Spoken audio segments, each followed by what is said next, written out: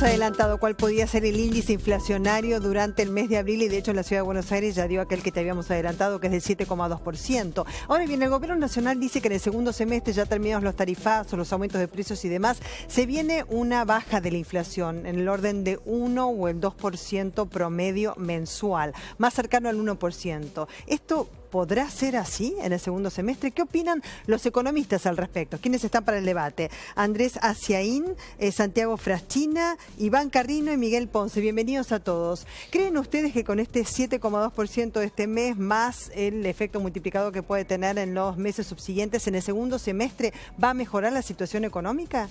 Yo creo que va a mejorar sin discusión en términos inflacionarios. El debate no es si se llega a 1, 1,5 o 2, como algunos estiman.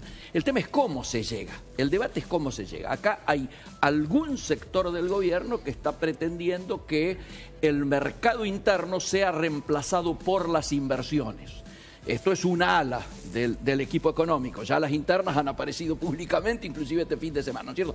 Otro sector, los que estamos más vinculados a la producción, entendemos que debiera ser mercado interno más inversiones.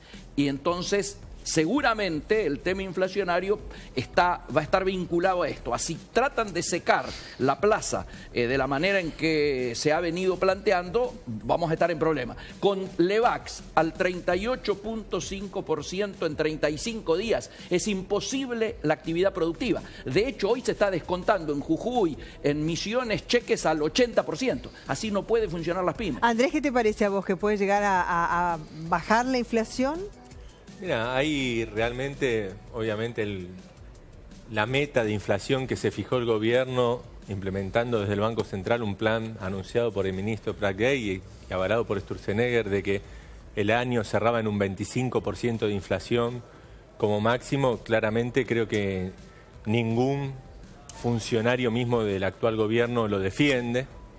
Está claro que para llegar a ese 25% debería bajar la inflación al 1% mensual y agregarse un tercer semestre, del que ya se está hablando en algunos sectores aliados al gobierno, donde parecería que al final el crecimiento económico y la baja de inflación aparecerían en un tercer semestre, lo que hablaría de una ampliación en 6 meses del año calendario. O sea, ¿vos pensás que no va a llegar al 1 o 2% mensual para el segundo semestre? No, realmente lo veo muy difícil. Nosotros estamos ya con una inflación, nos dio un poco arriba que el índice Cava, 8%, en abril y proyectamos mayo 4,4%. Ya con ese número de inflación nosotros estamos anualizando una inflación mínima del 40% hacia fin de año, con la perspectiva de que consiguiendo dólares a través del endeudamiento y el ingreso de capital especulativo, planchen el tipo de cambio. O sea, con una perspectiva conservadora, creemos que se puede alcanzar la meta del 40% hacia fin de año, siempre y cuando no se cumpla tampoco los aumentos anunciados por Aranguren, algunos organismos de defensa del consumidor, de que el precio mayorista de la energía, que hoy está en 300 el megawatt, la idea es llevarlo a fin de año hacia 1000. Porque si eso es así, difícilmente se logre la meta del 40%. Yo te diría que lo que está pasando, digamos, en esta primera parte del año, especialmente en abril, es un proceso de sinceramiento de varias variables, ¿no? Por ejemplo, en diciembre tuviste un sinceramiento del dólar, estás teniendo un sinceramiento de tarifas. En abril pegó especialmente el tema de sincerar las tarifas de los transportes públicos, o sea, el colectivo, el subte. Eso obviamente impacta y impacta especialmente en la Ciudad de Buenos Aires. Por eso estamos viendo semejantes registros de inflación que en realidad técnicamente no debería llamarse inflación. Lo que acá tenés es el reconocimiento de precios que estaban recontra atrasados y que en el corto plazo no se ven compensados por la baja de otro. Porque claramente, si uno tiene 100 pesos en el bolsillo y este vaso de agua pasa de costar 50 a 60, claramente me quedan solamente 40 pesos para gastar en otros productos. Entonces, si aumenta esto, tendría que tender a bajar otros. Bueno, en el corto plazo esta dinámica no se ve y lo que se ve es el aumento del IPC. Ahora, esto es, digamos, de una vez, porque una vez que sinceraste las tarifas o por lo menos las llevaste a valores más razonables respecto a la inflación que tenías acumulada, ya está. No es que todos los meses vamos a tener un aumento semejante en las tarifas de servicios públicos. Entonces, lo que hay que mirar de acá en adelante es lo que está haciendo el Banco Central y fundamentalmente lo que está pasando a nivel de desequilibrio fiscal. Esa es la verdadera causa de la inflación y es por eso que veo que va a terminar bajando hacia fin de año principalmente por la política monetaria del Banco Central, que está siendo bastante contractiva. Les pido que intercambien entre ustedes para que no monologuen, ¿sí? No. Santiago, pero además preguntarte también en relación con las tarifas, si es posible, digamos, o es probable, como el gobierno está anticipando, de que en este primer semestre se producen todos los tarifazos, aumentos de precios, y después ya no. Bueno, a ver, ¿puede ser esto? Si en el segundo semestre va a haber o no una desaceleración de precio, para el gobierno la única política antiinflacionaria que está pensando para el segundo semestre son, primero, bajar el consumo y una recesión económica fenomenal, o sea, con la caída del consumo eso obviamente puede empezar a generar una desaceleración de algunos precios, y segundo, una apertura comercial. Ahora que van a conseguir los dólares vía endeudamiento externo, también tienen la capacidad de empezar a abrir mucho más la economía de la que la abrieron en el primer semestre, con lo cual van a empezar a importar productos baratos del extranjero, sobre todo en un mundo donde hoy el mundo es vendedor y no comprador, y también esa apertura comercial va a ser una política antiinflacionaria del macrismo, obviamente con una consecuencia de quiebre la pequeña y mediana empresa, que va a tener una situación complicada para poder competir porque le suben los costos por la tarifa, le caen las ventas porque cae el mercado interno, más que le abren la economía, con lo cual quiebre la pequeña y mediana empresa y aumento del desempleo. Esas son las políticas antiinflacionarias que el gobierno de Macri está viendo. Y este mito de la transición, del sinceramiento, digo, ¿transición para qué? ¿Para quién? Perdón, porque digo, para la clase trabajadora, la pequeña y mediana empresa y el comerciante sí la está pasando muy mal. Ahora, el sector concentrado agroexportador está teniendo un aumento de la tasa de rentabilidad gracias a la devaluación y gracias a la quita de las retenciones, y el sistema financiero con esta tasa de interés tuvo en febrero, que es el último dato que tenemos, un aumento del 78% de la tasa de ganancia, con lo cual ni para el sistema financiero ni para los sectores agroexportados concentrados hay un ajuste ni una transición, hay un aumento terrible de la rentabilidad, con lo cual esto es una transferencia de recursos. Me gustaría aprovechar este momento porque, ya que Santiago habla de mitos, creo que hay uno de los grandes mitos que está tratando de instalar cierto sector de la opinión y de economistas, ¿sí? Es esto de que hay una enorme transferencia de recursos hacia los sectores exportadores. Lo que ha pasado en Argentina es que por los últimos 4 o 5 años, especialmente desde la imposición del cepo, se ha asfixiado deliberadamente a los sectores exportadores. Yo tengo el dato acá. El sector exportador, vía cepo cambiario, se le ha confiscado 800.000 millones de pesos debido a la diferencia cambiaria. Al tipo, cuando exportaba por $100, le dábamos 8 pesos, cuando en realidad el valor del dólar estaba cercano a 13, 14, dependiendo del tiempo. Pero uno hace el análisis de todo ese acumulado, le estábamos robando plata a los exportadores. Tienen que pensar en eso. No hay ninguna transferencia ni que le regalamos la rentabilidad. Se la restituimos la que tenía que ser. A mí me interesa otro mito. Este mito de la apertura indiscriminada es ignorar que el 80% de lo que ingresa al país son insumos para la industria, para el campo, para la infraestructura de servicios públicos. Está creciendo la importación de bienes de consumo. Está creciendo la importación de bienes de consumo. De 600 posiciones arancelarias que estaban bajo licencias no automáticas a 1.400. Por lo tanto, todos los sectores sensibles, textiles, calzado, juguetes, más algunas vinculadas a las autopartistas, están todos bajo protección. Perdón, está creciendo la importación de bienes de consumo y en el segundo semestre va a ser mayor. Digo, ¿qué es la famosa alianza? Pero ¿qué es la famosa alianza del Pacífico y todo lo que está hablando Mauricio Macri? Pero tendemos a eso. Bueno, ojalá y la apertura comercial de la Secretaría de Comercio, eliminando la de JAI y siendo a otras... Ha sido reemplazado por el mismo sistema. Por la licencia no automática que en el segundo semestre se van a empezar a abrir. Se va a empezar a abrir. Ya las pequeñas y medianas empresas están diciendo que están sufriendo el aumento de las importaciones. Los supermercados están comprando más productos importados y menos a proveedores nacionales, con lo cual es una de las caídas de venta que tienen los productores nacionales. Entonces digo, ya se está viendo y en el segundo semestre se va a amplificar ese efecto. El perfil importador de Argentina, el perfil importador de Argentina es netamente productivo. La queja que tienen muchas pymes es que no le llegaba. No, la queja que tienen muchas pymes es que no le llega. Pero ahora no van a importar los bienes intermedios. van a importar los bienes intermedios, Claro, directamente van a importar el bien de consumo que compite con la producción nacional. Ya lo están diciendo. Ya las pequeñas y medianas empresas se están quejando del aumento de las importaciones y la caída de la venta. Y obviamente el consumo interno. Obviamente la caída del consumo interno. Tasa de interés alta, tarifazo. Bueno, por eso digo, el contexto para la pyme es el peor. Tarifazo y aumento de costos, suba de tasa de interés, caída del consumo por el mercado interno y empieza a abrirse la economía. Digo, están en el peor de los mundos. Digo, por eso cualquiera que tiene plata hoy se lo pone en la valorización financiera, comprarle banco y no a ponerse una pequeña y mediana empresa. Es un tema financiero. Todo. Tiene que ver todo. Pero si hubo un motivo, si hubo un motivo por el cual la economía estaba estancada en estos últimos 4 años. Otro mito, 2.1 dijo el INDEC que creció el año pasado. Pero agarré el promedio de los y últimos dijo 5 que años. los 4 años crecieron. No, paren de mentir con eso. Paren de mentir con eso. Uno de los puntos por los cuales la economía está estancada es porque no ingresaban importaciones que vienen a producir. No, Entonces, mentira. por favor, El miremos bien los INDEC datos. de Macri dijo que el año pasado se creció 2.1 y que veníamos de crecimiento. Entonces, no mientan más con los datos de crecimiento. Es falso que hace 4 años que no crecimos. Pero ¿cuánto te da el promedio? Dígaselo a Todesca. ¿Cuánto te da el promedio de los últimos años? Dijo que hubo crecimiento económico. Truchaban las exportaciones. Pero Miguel, agarra en un año. Pero agarra en un año.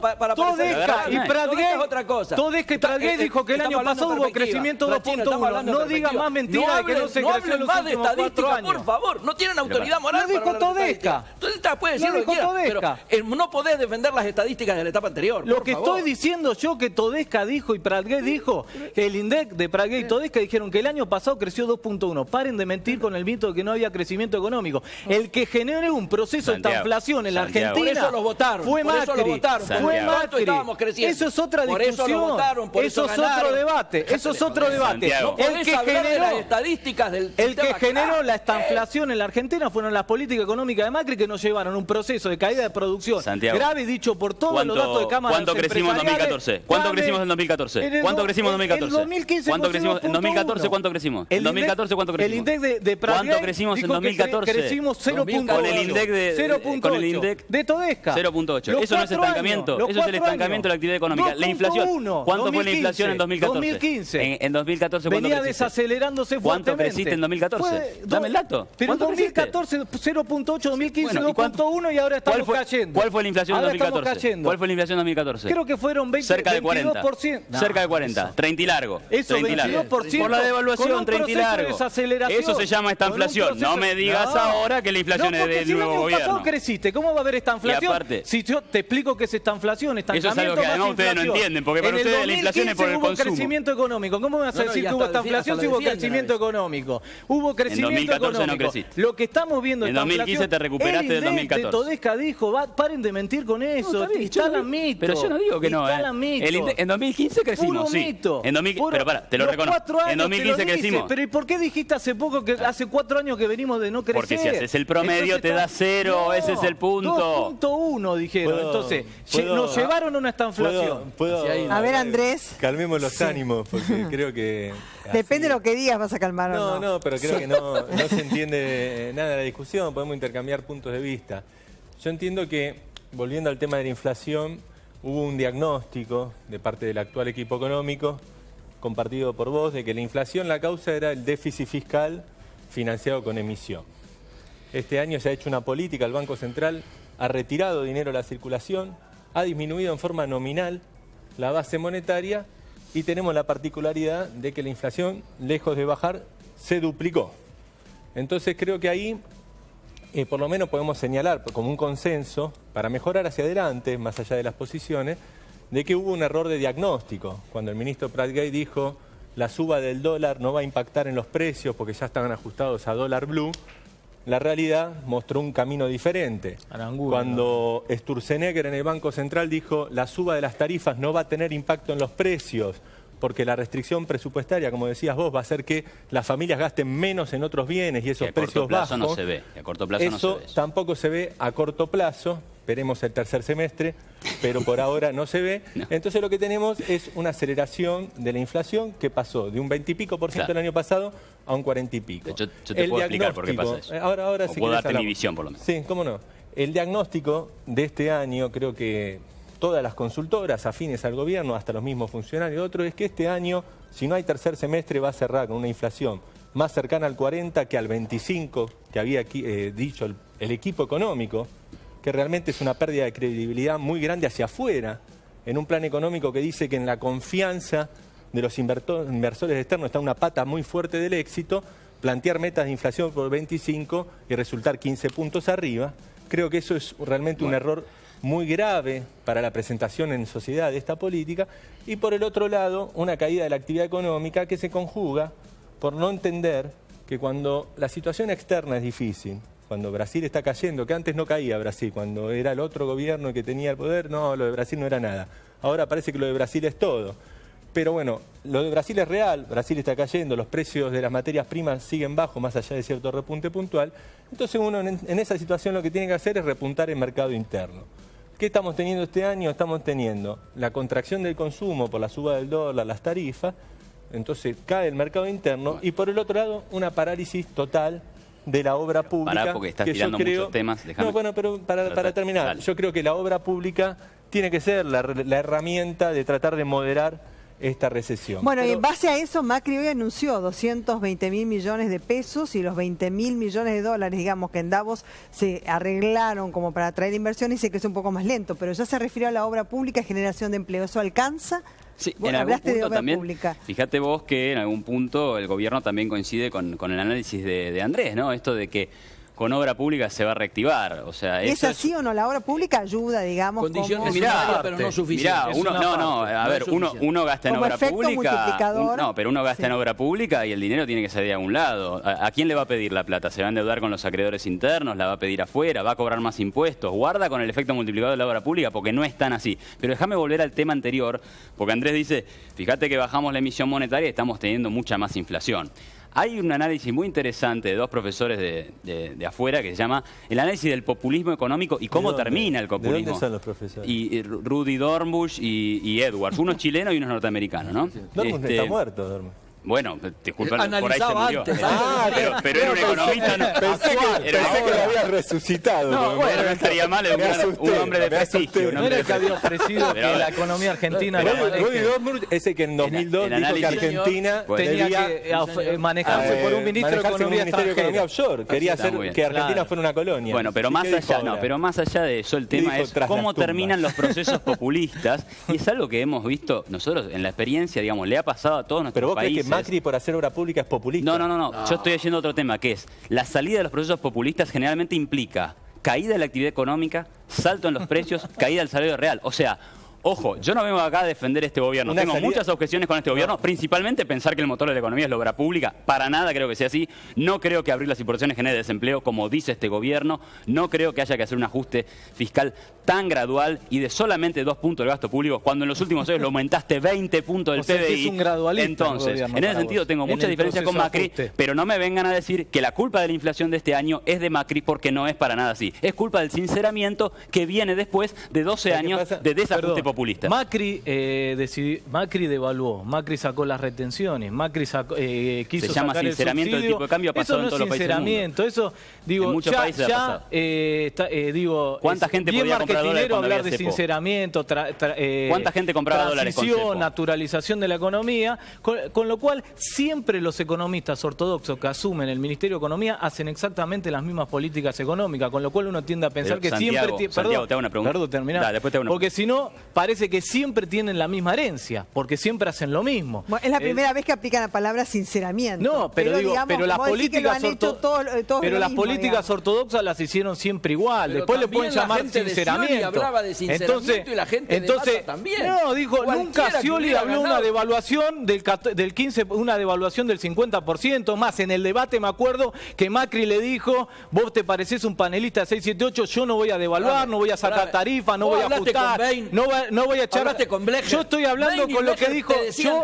bancaron esto. Miguel, yo Bancaron estoy diciendo explícitamente. lo que dijeron en el debate. Macri dijo, yo no voy a devaluar, yo no voy a sacar, yo no voy a hacer un ajuste, yo no voy a aumentar no voy a hacer tarifazos. Hizo todo Corre por eso cuenta lo de que había Macri, dicho es verdad. Macri. Corre Entonces, digo, mintió e hizo otra cosa, ¿sí? Por eso digo, ¿cuál es el shock de confianza a un presidente que dijo durante la campaña un montón de cosas que después hizo todo lo contrario? Y después se ven en los datos. El shock de confianza es tener a unas LEVAC a 37.5, porque si las bajas salen a comprar dólares, prometió una lluvia de dólares de Davos.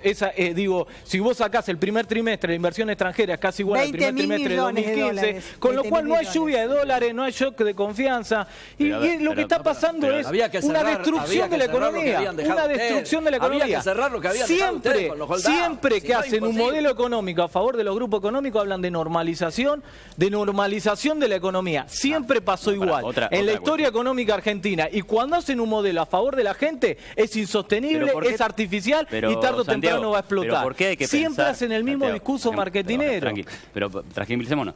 ¿Por qué hay que pensar? No, porque te pones apasionado y todos nos apasionamos, es un tema interesante, pero ¿por qué hay que pensar que algo que le haga bien a un grupo económico le va a hacer mal a la gente? ¿Por qué no pensar que hay una armonía de intereses en la que a la gran empresa le va bien, a la pyme le va bien y al consumidor le va bien? Como la que tenemos, para que aumente la rentabilidad del sistema financiero, es imposible que le haya bien a la pequeña y mediana empresa y a la clase trabajadora. Con la inflación que hay, si vos prestás 100 pesos, ¿cuánto querés que te devuelvan? Bueno, ¿100 pesos? Pero es la inflación que generó Macri. Díganle a Macri por qué dijo, el déficit fiscal es 7.1, terrible. Y lo primero que hizo es bajarle la retención a los sectores agropecuarios concentrados. Entonces, o era terrible el déficit fiscal o quería hacer una transferencia de recursos a los sectores agropecuarios, que es lo que está pasando. Andrés, el que tiró lo de la obra pública fuiste vos. Sí, no quiero agregar un... Que en realidad, en consonancia con el gobierno, dijiste lo de la obra pública. Quiero agregar dos comentarios con lo que dice.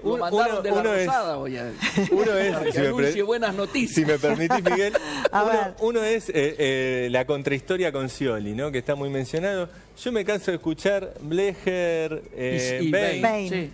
Pero Scioli había anunciado a Batakis, no a Blecher y a Bain. Entonces habría que preguntarle a Batakis, que era... desapareció. Bueno, no importa, pero la campaña la escondieron. Está bien, pero yo estaba cuando anunció a Batakis, estaba en Mar del Plata, ni idea cuando dice... Veamos el debate.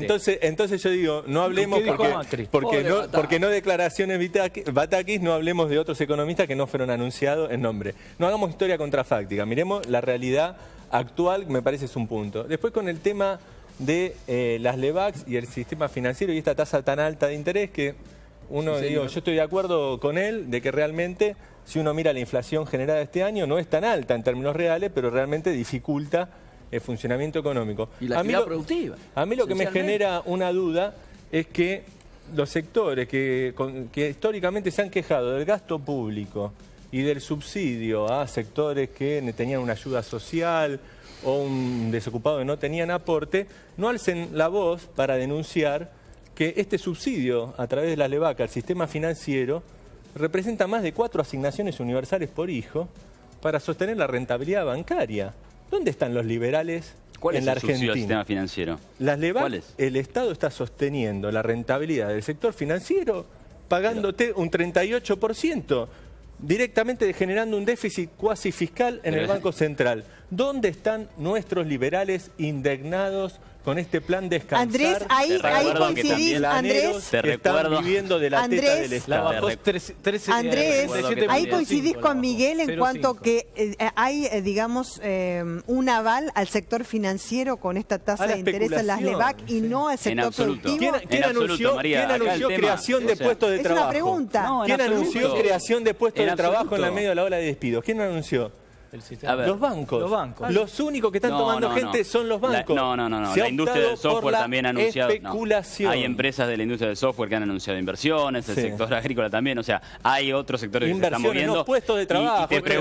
Generación de trabajo. Los bancos. ¿Y qué son las inversiones? ¿Quién crea puestos de trabajo? ¿En qué se traduce? Miguel, ¿quién crea puestos de trabajo? Hoy por hoy los bancos. ¿No hay una contradicción especulación-producción? Absolutamente. Que la vemos de un lado y del otro. Absolutamente. Salvo algunos que trabajan directamente. Ahora le aumentaron la posibilidad de sacar a $5 millones. Bueno, eso es otra cuestión. Por mes. No, digo, tiene que ver con la fuga de capitales. Yo te digo una cosa. Fíjate el shock de confianza que tiene el gobierno de Mauricio Macri, que se recrudeció la fuga de capitales. Se fugaron 90.000 millones de dólares. La regulación cambiaria diciendo que iba a haber una lluvia de dólares y los dólares están yendo. 90.000 para que haya fuga de capital. Perdón, ¿cómo que no? Armaron un modelo nacional popular, pero carísimo. Carísimo. Esto no es fuga de capital. No hay meses más fuga de capitales anteriores. No, perdóname. A ver, y lo que falta encontrar todavía. Por mes en promedio, en promedio hay 3 veces más fuga de capitales este año que el año pasado. Obviamente, 1.500 millones de dólares promedio por mes de fuga de capitales. Un PBI, hermano. Un PBI se llevaron. Y lo que se llevó el modelo neoliberal y que se están llevando los grupos económicos con este modelo de valorización financiera. La única lluvia de dólares que está viendo es una lluvia de dólares especulativa cortoplacita que están viniendo a poner la plata al debate y después se la están llevando. No hay inversión extranjera directa. Está cortada la cadena de pagos por este tema. Bueno. Porque la gente prefiere no pagar lo que está debiendo en el norte, la factura a su proveedor, colocarlo en intereses, pasa el mes o los 2 meses, lo retira y entonces recién hace el pago. Pero entonces esto está demostrando. Por eso es que decimos que atenta contra las pymes y contra la actividad productiva global y contra las economías regionales. Con esto está demostrando que beneficiar a un sector... Pero escuchame una cosa. Esto demuestra que beneficiando un sector como el sistema financiero no es que se beneficie al conjunto de la economía argentina, sino a la población. Es más, es contrario. Porque no hay inversión 40 años al lado de las pymes, laburando. Así que el sistema productivo lo conozco muy bien. Obviamente siempre es... Salvo que si el banco aumente la tasa al 78%, rentabilidad es un efecto derrame, que no va a haber. Te pregunto algo porque vos manejás el tema pyme, empresa, importación. Durante varios años en Argentina tuvimos tasa negativa, recontra negativa en términos reales. ¿Le fue bárbaro a las pymes? Digo, te pregunto. Bueno, entonces tampoco es una cuestión... La tasa de interés del Banco Central es para absorber pesos. Las tasas de crédito a las pymes siempre fueron positivas. En los últimos años fueron positivas. Los planes de 15% de tasa regulada, eso era negativo. Resurgieron las economías regionales. La política de subsidio a las tasas de interés que descapitalizan a los bancos. Con el aumento del gasoil y el tarifazo, las economías regionales, ¿cómo están? Bueno, dijeron que con la devaluación las economías regionales iban a reconstruir, Alguien pensaba que la competitividad tenía que ver solamente con el tipo de cambio. Yo creo que hay una agenda de la competitividad donde una cuestión es el sinceramiento cambiario, pero después hay todas las políticas impositivas, las políticas crediticias. ¿El aumento del gasoil aumenta la competitividad? ¿El aumento del gasoil y los tarifazos aumenta la competitividad? Entonces, devaluaste las economías regionales y las estás destrozando. Santiago, ¿cuánto cuesta el litro de nafta en Venezuela? Está regalado, ¿o no? Está regalado. ¿Cómo le va a Venezuela? Es un desastre. Es una crisis humanitaria la que tiene. Tiene hace 14 años congelado el precio del combustible para fomentar la competitividad de la economía y no ha servido. Ha generado escasez, crisis. No lo sé, te agradezco que me lo diga, me lo puedo contar. Está mucho más barato, un cuarto que en Argentina. ¿Y China cómo le va? Bueno, le va bien, pero bueno, entonces ¿cuál es el punto? Entonces no hables del tarifazo. Podés convivir con una tarifa razonable de nafta, de gasoil. Lo que te estoy diciendo es que con el aumento del gasoil... ¿Cuánto está en España? Y en España está más caro. ¿Y cómo le va? Y son más ricos que nosotros. Obviamente. Lo que quiero decir es que no podemos agarrar un dato al voleo de cualquier cosa pero por supuesto, por eso te lo digo. Pero por eso te lo digo, porque vos estás diciendo que la suba del gasoil destroza la competitividad. No es así. Pero las economías regionales se están quejando. No podés tomar un dato y decir, en Venezuela pasa esto, la nafta barata, entonces por eso Venezuela anda mal. No, yo no digo eso. ¿Qué quiere decir? Yo digo. Según tu análisis, déjame terminar. Según tu análisis, entonces cuanto más cara está la nafta, mejor le No, porque no estás entendiendo. No, porque me estás sacando. Me parece a mí que la política de las naftas, claramente se habló. Acá se habló de que íbamos a sincerar las tarifas para reducir el déficit, porque ese era el cuento de la inflación. Ahora, el cuento de la inflación, Andrés, tuvimos muchos años de inflación, tuvimos hiperinflación acá, el problema siempre fue el mismo. Por eso, en el relato no me digas que es culpa del supermercado, de la nafta. No, lee lo que yo digo y no digo eso tampoco. El relato de la inflación de la soja, por el déficit fiscal, ¿qué hicieron ahora? Han subido los combustibles, han subido el gas, pero han subido el precio mayorista que reciben las petroleras. Sí, eso es, y han transferido recursos de toda la población a 10 petroleras. Para que produzcan más. No, porque subsidian encima, ahora el consumidor va a subsidiar un precio mayor que el internacional, que yo estoy de acuerdo si fuera para realizar inversiones buscando la soberanía energética, pero acá no hay ni siquiera una negociación con las empresas de planes de inversiones. Simplemente se acordó, porque sí, en el marco de decretos donde una ley de emergencia de energía permite que se tomen medidas sin que intervenga el Congreso, sin hacer audiencias públicas, sin auditar a las empresas, una transferencia fenomenal de recursos, que en un contexto de competitividad difícil, con Brasil cayendo, nosotros tenemos que tener todos los ojos atentos de dónde ganar competitividad. Así es. Y en ese marco estamos aumentando la nafta, estamos aumentando el gas, estamos aumentando todos los costos internos, pegándole todavía más al consumo interno, al salario de la gente. Y las empresas, en vez de ser más competitivas, porque decían, no, con el dólar sincero, con la sinceridad, tanta sinceridad, llorábamos de sinceridad, y resulta que ahora las empresas están todas en la lona con un dólar a 14, 15 pesos. ¿Qué pasa? ¿No era que era la solución para todo? Entonces, saquémonos la miopía ideológica y discutamos políticas en serio hacia adelante. El dólar, Andrés, políticas que tomen en cuenta los errores cometidos. El dólar no es que era la solución a todo, pero vos tenías un sistema que se llama control de cambios, que existe en 4 países en el mundo. Entonces, evidentemente, si había algo que ahuyentaba... de cantidad. No, pero sí. Porque desigualdad y miseria existe en todos los países del mundo. Vos me decís no en los niveles que existen en Argentina. ¿Estás a favor de la desigualdad y la miseria por eso? No en los niveles que existen en Argentina. Yo te digo lo que hacen los países normales. Universidades privadas. ¿Vos estás a favor de las universidades privadas? Pero Andrés, no me escuchás. Cuando vos le confiscás la riqueza a los productores vía cepo cambiario, es una confiscación de riqueza. Por algo se eliminaron los controles de cambios. Cuando se han eliminado en todos los países. Cuando se cobra el impuesto al valor agregado, no estás confiscando. Vamos a una demostración. Es un impuesto. Todo impuesto es una confiscación, pero es un tema de grado. ¿Cómo fue la cosecha de 2015, la de 2014? Si hubiera habido esa ¿Cómo habría sido sin cepo? Esa es la verdadera pregunta. ¿Sabes qué pasa? ¿Cómo habría sido sin retenciones? Ciencia ficción. Yo lo que te digo, durante tu supuesta confiscación, que uno puede decir se hizo una política impositiva de gravamen a los sectores exportadores, puede estar a favor o en contra, pero no hablemos de confiscación porque el Estado estaba en todo su derecho. Es confiscación, pero al margen de eso. Al margen de eso. ¿Cómo evolucionó la cosecha del campo en crisis? Mal en comparación con lo que debería haber evolucionado, te lo dice la gente del sector.